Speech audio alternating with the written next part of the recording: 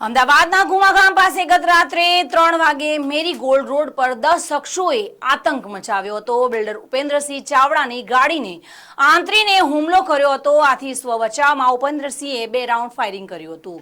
Firing અને નાસભાગનો video સામે આવ્યો છે, જેમાં ફિલ્મને ટક્કર મારે તેવા દ્રશ્યો કેદ થયા છે. સાણંદના રાજેન્દ્રસિંહ સોલંકી અને બોપલના અનિલસિંહ પરમાર સહિત 10 શખ્સોએ ઉપેન્દ્રસિંહ ચાવડા પર હુમલો કરવા આવતા સ્વ બચાવમાં ઉપેન્દ્રસિંહે ફાયરિંગ કર્યું હતું. આથી મેરીગોલ્ડ રોડ પર નાસભાગ મચી ગઈ હતી. ઘટનાની જાણ થતાં જ બોપલ પોલીસનો કાફલો દોડી આવ્યો હતો. ઉપેન્દ્રસિંહે રાજેન્દ્રસિંહ સોલંકી અને અનિલસિંહ પરમાર નામના વ્યક્તિ સહિત કુલ 9 લોકો સામે ફરિયાદ નોંધાવી છે. ઉપેન્દ્રસિંહે લાયસન્સવાળી રિવોલ્વરથી ફાયરિંગ કર્યું હતું, જેથી કોઈ ગુનો નોંધવામાં આવ્યો નથી. શું છે સમગ્ર મામલો, જોઈશું આજના ખાસ અહેવાલમાં. નમસ્કાર, હું છું રીના, આપ જોઈ રહ્યા છો ટુડે ગુજરાતી ન્યૂઝ. બોપલમાં રહેતા ઉપેન્દ્રસિંહ ચાવડા કન્સ્ટ્રક્શન સાથે સંકળાયેલા છે. તેઓ 2 વર્ષથી દાદા બાપુ ધામ પચ્છમ ખાતે દર્શન કરવા જતા હતા. ત્યારે તેમને ત્યાંના વિજયસિંહ સોલંકી સાથે સારા સંબંધ હતા. 4 મહિનાથી કામમાં વ્યસ્ત હોવાથી તેઓ દર્શન કરવા જતા નથી, જેથી અવારનવાર વિજયસિંહ અને તેમના નાના ભાઈ રાજેન્દ્રસિંહના ફોન આવતા અને ત્યાં આવવાનું કહેતા હતા. પરંતુ ઉપેન્દ્રસિંહ કહી દેતા હતા કે તમે અમારા પર ખોટા આક્ષેપો કરો છો, જેથી હું તમારે ત્યાં આવવા માંગતો નથી.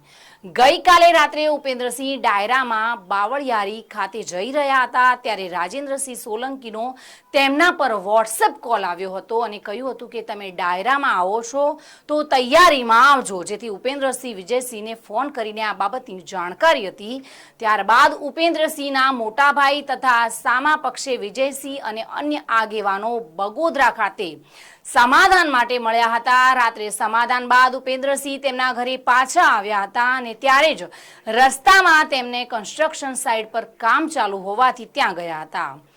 મેરીગોલ્ડ સર્કલથી તેઓ આગળ જઈ રહ્યા હતા, ત્યારે એક પાન પાર્લર પાસે 4-5 ગાડી હતી અને જેમાં રાજેન્દ્રસિંહ અને અનિલસિંહ સહિત કેટલા લોકો રોડ પર ઊભા હતા. તમામ લોકોના હાથમાં લાકડીઓ, પાઇપો હતી. એ તમામ ઉપેન્દ્રસિંહની ગાડી તરફ આવ્યા અને હુમલો કરવા જઈ રહ્યા હતા. ત્યારે જ ઉપેન્દ્રસિંહે બચાવમાં લાયસન્સ માટે લાયસન્સવાળી રિવોલ્વર કાઢી અને હવામાં 1 રાઉન્ડ ફાયરિંગ કર્યું હતું. ત્યારબાદ સામેના પક્ષના લોકોએ લાકડીઓ, ધોકા, પાઇપ વડે અને પથ્થર વડે ઉપેન્દ્રસિંહ પર હુમલો કરવા લાગ્યા હતા.